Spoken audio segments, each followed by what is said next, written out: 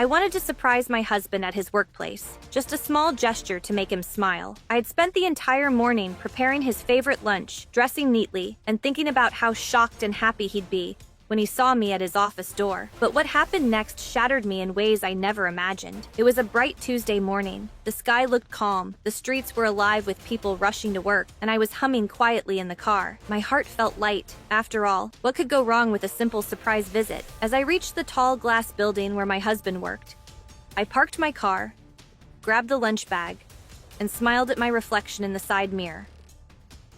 "You're going to make his day," I whispered to myself. At the main entrance, a uniformed security guard stopped me politely. "Excuse me, ma'am. No entry for unauthorized persons." I smiled, slightly confused. "Oh, I'm not unauthorized. I'm Mr. Parker's wife." He looked at me with a half smile that didn't quite reach his eyes. Then he said something that made my stomach twist. "Ma'am, I see the boss's wife every day. She's here almost every afternoon." For a second, I laughed nervously. "You must be mistaken. I'm his wife." But then the guard nodded toward the glass doors. "There she is, coming out right now." My body froze. I followed his gaze and saw a woman stepping out of the elevator. She was tall, elegant, wearing a fitted navy dress, her hand carrying a small purse. She looked confident, too confident. The guard greeted her warmly. "Good afternoon, Mrs. Parker." She smiled back and waved at someone inside. And then I saw him, my husband, standing there with the same warm smile he used to give me. They looked familiar, too familiar. For a second, I couldn't breathe. My mind started spinning. Maybe it's a misunderstanding. Maybe she's a client, maybe... But the guard's next words hit like a hammer. "They're such a lovely couple, always having lunch together." I felt my fingers trembling around the lunch bag. I forced a weak smile and said softly, "Oh, really? That's nice," he nodded. "Yes, ma'am. She always brings him food. He says she's the best cook." My chest burned. I wanted to scream, to run, to confront. But something inside whispered, "Play along." So I did. "Thank you," I told the guard calmly. "I'll just wait here for a while." He nodded and returned to his desk, unaware that the world had just fallen apart for me. I stepped back, hiding behind one of the marble pillars, watching as my husband walked the woman to her car. He leaned down, kissed her cheek, and laughed. That same laugh that once belonged only to me. Tears stung my eyes, but I swallowed them back. Not now. I needed to know the truth. When they drove off together, I took out my phone and snapped a picture. My hands were shaking so badly that the image blurred. Still, I kept it. Proof. I stood there for several minutes, the cool air pressing against my skin, trying to process what I had just seen. I didn't want to believe it. I couldn't. He had always been attentive, loving, caring. We'd been married for 6 years, and though work had kept him busy lately, I never doubted him. Not once. Until today. I finally walked back to my car and sat there, staring at the steering wheel. My reflection in the rearview mirror looked like a stranger. Eyes wide, lips trembling, face pale. Part of me wanted to drive straight home and wait for him, pretending nothing happened. The other part, the louder one, wanted answers. But not here. Not yet. If she was pretending to be me, then I'd find out who she really was. That's when I made my decision. Tomorrow, I'd come back. Not as his wife, but as someone else. Someone who could get inside his office without being noticed. I'd play along. Until the truth came out. That night, I barely slept. Every time I closed my eyes, the same image returned. My husband laughing beside that woman. Who was she? A colleague? A friend? Or something worse? By morning, my heart had already made up its mind. I needed proof. I dressed simply, tied my hair back, and chose a different look. One that no one in his office would recognize. Jeans, glasses, a plain white shirt. When I looked in the mirror, I almost didn't recognize myself. That was good. At the front desk, the same guard was there. He didn't even glance twice. "Good morning," he said, checking his register. I smiled politely and handed him a small box. "Delivery for Mr. Parker's department." He waved me in. "Go ahead. The wife hasn't arrived yet." That last line burned, but I bit my tongue and walked inside. The elevator doors opened to a floor buzzing with phones and keyboards. I moved slowly, pretending to look for someone while scanning every corner. Then I saw him. My husband, standing near his office door, laughing with a group of coworkers. For a moment, I forgot to breathe. He looked so normal. Like a man who didn't have two lives, two wives. And then she appeared again. The same woman from yesterday, walking straight to him with 2 cups of coffee. Everyone smiled as she handed him one. He touched her hand gently, too gently, and whispered something that made her laugh. My stomach twisted. I pretended to adjust the delivery papers and moved closer. Her voice was soft, familiar in a strange way. "Don't forget dinner tonight," she said playfully. He nodded. "I wouldn't miss it for the world, sweetheart." Sweetheart. He used to call me that. I felt my throat tighten, but I forced myself to keep moving. When I passed by the reception desk, I heard someone say, "They're perfect together." I hope they finally make it official? My steps faltered. What did that mean? I went straight to the ladies' room and locked myself in a stall. The walls felt like they were closing in on me. Tears streamed down my face silently as I pressed my palms to my mouth to stop the sobs. After a few minutes, I wiped my eyes, took a deep breath, and looked at myself in the mirror. "You can cry later," I whispered. "Now, find out who she is." Back at the front desk, I smiled at the receptionist. "Hey, I need to confirm the delivery name. That woman who brings coffee to Mr. Parker every morning. What's her name again?" She signed for a few packages before the receptionist smiled easily. "Oh, you mean Lena? She's his assistant, and his fiancée." The word slammed into me. "Fiancé?" I repeated softly. "Yes," she said, scrolling through her phone. "They've been engaged for about 3 months, I think. She wears that pretty ring all the time." My hands went cold. 3 months. 3 months ago, he was still sharing my bed, telling me he loved me. I thanked her and left before my legs gave out. Outside, the world spun. How long had he been lying? How many mornings had he left our house just to walk into another woman's arms? By the time I reached my car, my hands were trembling so badly that I dropped my keys twice. I sat inside, shaking, gripping the steering wheel until my knuckles turned white. I thought of confronting him right then, storming into his office, shouting the truth. But something inside me whispered again, "Not yet." If he was lying this deeply, there was more to uncover. That evening, when he came home, I watched him carefully. He greeted me with a smile, kissed my forehead, and said he'd had a long day. His lies tasted like perfume from another woman. During dinner, I asked casually, "How's work?" He smiled. "Busy, as always." "And your assistant? Lena, right?" He froze for half a second, just long enough for me to notice. Then he smiled again. "Oh, Lena? She's fine. She's engaged, actually engaged." "To you?" I thought bitterly. I nodded slowly, pretending to be impressed. "That's nice. You must be happy for her." He sipped his wine. "Of course." The calmness in his voice almost fooled me. Almost. Later that night, when he fell asleep, I unlocked his phone. The password hadn't changed. Inside, a flood of messages awaited me. Hundreds of texts between him and Lena.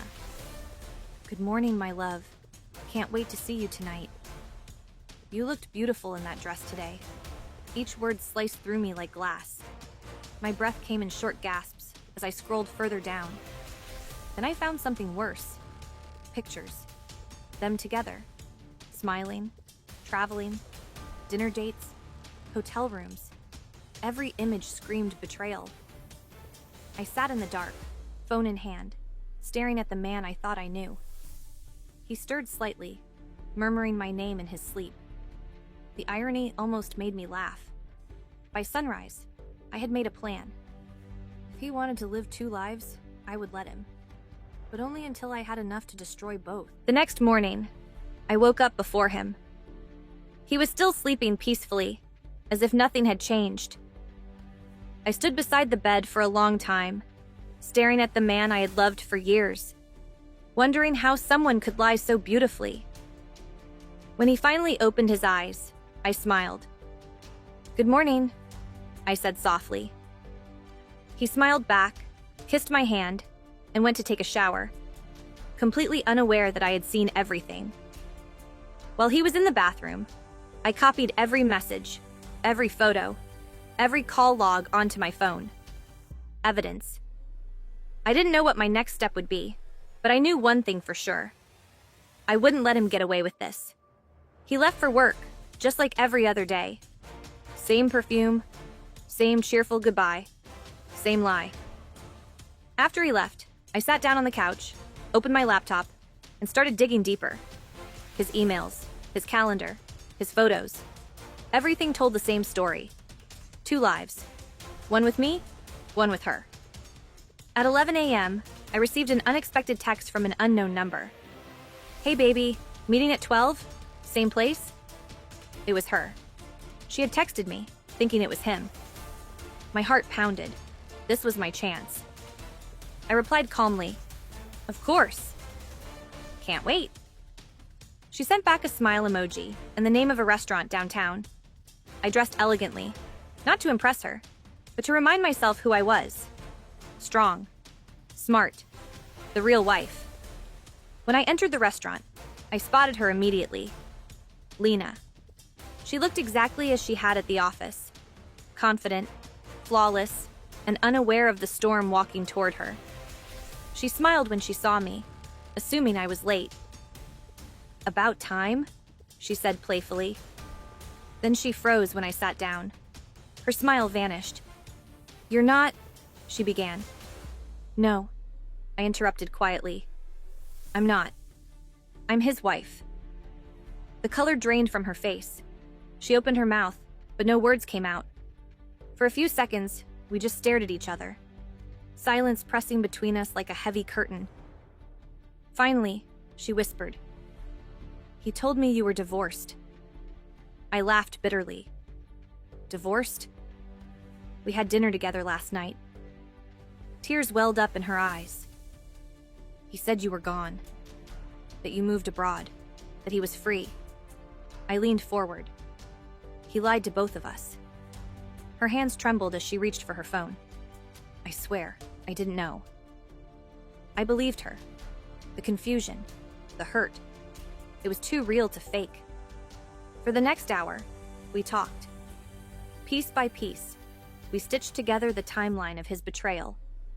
He had proposed to her while still living with me. He had told her stories about his failed marriage, about how his wife couldn't move on. He had built two worlds and was juggling them with expert precision. Until now. By the time we finished, there was no anger left in me. Only a cold, steady clarity. I showed her the messages, the photos, the lies. She showed me hers. Together, they painted a perfect portrait of deception.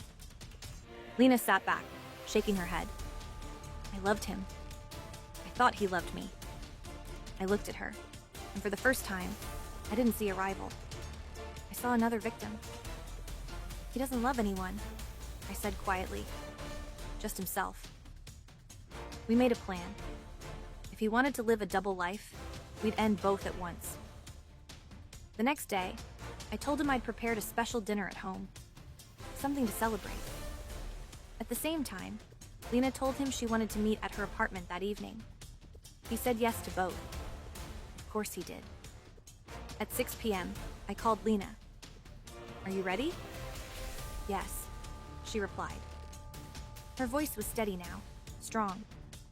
I set the table beautifully, lit candles, and waited. At 7 o'clock, he walked in, smiling. "You look amazing," he said, kissing my cheek. "What's the occasion?" "You'll see," I replied softly. As we sat down, I watched him pour wine, talk, laugh, pretending to be the perfect husband. My phone buzzed quietly. A message from Lena. He just texted. Said he'll be late because of work. I smiled to myself. So predictable, I thought. Half an hour later, I asked, "Aren't you supposed to meet your assistant tonight?" He blinked, startled. "What?" "No, of course not." "Really?" I said calmly. "Because she's waiting for you. And she knows everything." His face went pale. He stared at me in disbelief. "What did you do?" "I didn't do anything," I said, standing up. "You did." He tried to speak, but no words came out. His phone rang. Lena calling. I watched him hesitate before answering. "Don't," I said. "You'll only make it worse." He hung up, his hands shaking. "You don't understand." "Oh, I do." I cut him off. "Better than you think." I picked up my phone and opened a folder. The one labeled Truth. Photos, messages, screenshots, everything. "I sent this to your boss," I said quietly, "and to hers." He froze completely. "You wouldn't." "I already did." He sank into the chair, his face buried in his hands. For the first time, I felt free. I looked at him one last time. "You had 2 lives, David. Now you have none." I took my coat, walked out the door, and never looked back. Outside, the cold air felt different. Clean, honest, alive. My hands were trembling, but not from pain anymore. From release. Behind me, I could still hear his voice faintly calling my name. But it no longer mattered. The truth had already spoken louder than any of his lies ever could. When I walked out that night, I thought it was over. But life has a strange way of showing you that some endings are just beginnings in disguise. For a few weeks, I tried to rebuild myself. I focused on work, spent time with friends, learned how to sleep without checking if he was beside me. Every day hurt a little less, and I told myself that was progress. Until one morning, an email arrived. Subject: "You don't know everything." I stared at the screen for minutes before opening it. Inside was a single line. "He's not who you think he is. Meet me tomorrow, 10 a.m., the cafe on 5th Avenue.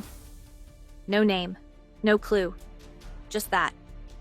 Part of me wanted to ignore it. Another part, the one that still needed answers, couldn't resist. The next day, I went. The cafe was nearly empty. The smell of roasted coffee filled the air as I sat by the window, waiting. 10 minutes passed, then 15. And just when I thought it was a joke, someone sat down across from me. It was Lena, but she looked different. Her hair was pulled back tightly, her eyes red, her hands trembling slightly. "I didn't send the email," she said quietly. "He did." I blinked. "He? David?" She nodded. "He wants to see you. He says he needs to explain." I laughed bitterly. "Explain what? How he destroyed 2 lives at once?" Tears welled in her eyes. "He told me he's scared. That someone's been following him?" I frowned. "What are you talking about?" She leaned closer. "He thinks someone from his company is after him. Something about money, deals, documents. He said it's bigger than both of us." I stared at her. unsure whether to believe a single word. But the fear in her eyes was real. "Why tell me?" I asked. "Because he said if anything happens to him, you should know where to look." She slid an envelope across the table. Inside was a small key and a folded note with an address. I looked at her. "You really trust him after everything?" She shook her head slowly. "No, but I need closure too." That night, I couldn't sleep again. I kept replaying her words in my head. A key, an address. If anything happens. By morning, curiosity had beaten fear. I drove to the address, an old storage facility on the edge of town. Unit 23B. The key fit perfectly. The door creaked open, dust swirling in the light. Inside were boxes, files, and one small safe in the corner. I opened it with the same key. Inside were documents, contracts, receipts, a flash drive, and a photo. The photo made my blood run cold. It was me, standing outside his office the day I found out. Someone had taken that picture from across the street. I spun around, suddenly feeling watched. The place was silent, but I felt a presence, like eyes behind shadows. I grabbed the documents and left quickly. Back home, I plugged in the flash drive. Hundreds of files appeared. Emails, transfers, names I didn't recognize. Corporate fraud, hidden accounts, fake identities. He wasn't just cheating, he was stealing. And now, someone wanted him, or maybe both of us. Silenced. That night, my phone buzzed. A text from an unknown number. "You shouldn't have gone there." My heart stopped. I looked around my dark living room, every creak of the floor sounding louder. Then, another message appeared. "You have what belongs to us. Bring it to the pier tomorrow at midnight." I tried calling the number, but it was disconnected. Panic clawed at my chest. Was this a threat? A trap? I thought of calling the police, but what would I say? That my cheating husband's secret life might be tied to something criminal? Number. I needed proof first. I decided to meet them, but on my terms. At midnight, I parked near the old pier, keeping the flash drive hidden in my jacket. The fog rolled in thick, covering everything in a gray haze. A figure stepped out of the shadows, tall, wearing a dark coat. "Do you have it?" a voice asked. I stayed silent. "Who are you?" "That doesn't matter," he said coldly. "You shouldn't have taken what's not yours." I took a slow step back. I didn't take anything. It belonged to my husband. The man smirked. "Your husband doesn't exist." The words hit like thunder. "What do you mean?" He took another step forward. "The man you call your husband isn't David Parker." That name was part of a cover. One of many my breath caught. "You're lying." He shook his head. "You think you were married to a salesman?" He was laundering money for a shell corporation under a fake identity. My world spun again. The man reached out. "Give me the drive. Walk away and forget." But before I could react, headlights flashed behind me. Another car screeched to a stop. Lena's car. She jumped out, shouting, "Run!" The man turned, pulling something from his coat. I didn't wait to see what it was. I grabbed Lena's hand, and we ran. Gunshots echoed in the night. We ducked behind a container, gasping for breath. "What's happening?" I whispered. She looked terrified. "I told you. He was into something big. Now we're both targets." We stayed there until the gunfire stopped. Then we crawled toward the exit, our hearts pounding. When we reached my car, I threw the flash drive into my bag, slammed the door, and drove away. Lena stared out the window, shaking. "What now?" I gripped the wheel tightly. Now we find out who he really is. Behind us, in the rearview mirror, I saw two headlights following. The past wasn't finished with us yet. The night felt endless. Every mile I drove, the headlights behind us stayed the same distance. Close enough to follow, far enough to not be caught. Lena gripped the seat. They're still there. I know, I said, my voice low. The fog was thick, the road empty. My hands shook on the steering wheel as we turned off the highway into a side road leading toward the old bridge. Then the lights disappeared. For a few seconds, silence. Only the sound of the rain hitting the windshield. Maybe they're gone, Lena whispered.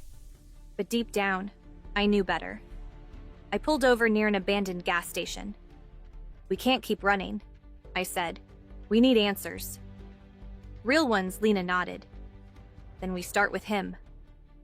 David, or whatever his real name is. She opened her phone, scrolling through an old message he had sent weeks ago. It contained a number and a name. Elias Grant. Who's that? I asked. She hesitated. He said if anything ever happened, Elias would know what to do. We called the number. A rough voice answered. Where did you get this number? This is about David Parker, I said quickly. Silence. Then the man replied, Meet me at dawn. 27 Harbor Street. Come alone. The line went dead. We waited in the car until the first light of morning, painted the sky in gray and orange. Every sound outside made my heart race. But when we finally reached the address, an old warehouse by the docks, a man was already waiting. Tall, scar across his jaw, cold eyes that had seen too much. You're the wife? He asked. I nodded. He sighed. Then you deserve to know the truth. He led us inside. The warehouse smelled of oil and sea. Papers and maps covered a long metal table. David Parker, he began, was never real. His real name was Daniel Hart. He worked undercover, an intelligence operative, infiltrating a private syndicate that was laundering millions through corporations. Lena gasped. He said he was in sales. Elias nodded grimly. That was the cover story. But something went wrong. He fell in love with you both. 2 different lives, 2 different faces. I felt dizzy. So, everything, the lies, the affair, was part of his mission? Elias hesitated. Partly. But he broke protocol when he tried to live both roles for real. He started protecting people he shouldn't have. That's why they want him. And you. My chest tightened. Is he alive? Elias looked at me for a long moment. He was. Until 3 days ago, Lena's hand flew to her mouth. No. He tried to meet me, Elias said quietly. But someone got to him first. Tears blurred my vision. Despite everything, the thought of him being gone hurt more than I expected. Elias handed me a small envelope. He left this for you. I opened it slowly. Inside was a photo. The 3 of us at his office, laughing. I hadn't even known someone took it. On the back, in his handwriting, I never meant to hurt you. I wanted to protect you. If you're reading this, it means I failed. But please, don't let them win. The truth is in the drive. My fingers trembled as I folded the note. Elias looked at me. Whatever's on that flash drive can expose everyone involved. But it's dangerous. You'll have to decide what to do. I met his eyes. We finished what he started. That night, Lena and I uploaded the files anonymously to multiple agencies, news networks, and security organizations. Within hours, headlines exploded across every screen. Global fraud network exposed. Operative secret files leak evidence. Names, accounts, companies, everything came crashing down. By morning, it was over. The world knew the truth. Weeks later, I stood by the ocean, the wind brushing through my hair. I scattered the last of David, or Daniel, belongings into the water. For the first time in months, I felt peace. Lena joined me, silent. We didn't speak. We didn't need to. We were two women who had been broken by the same man, yet rebuilt by the same truth. As the waves carried the ashes away, I whispered softly, "You saved us in the end." And for a brief moment, I could almost hear his voice in the wind. Calm, distant, free.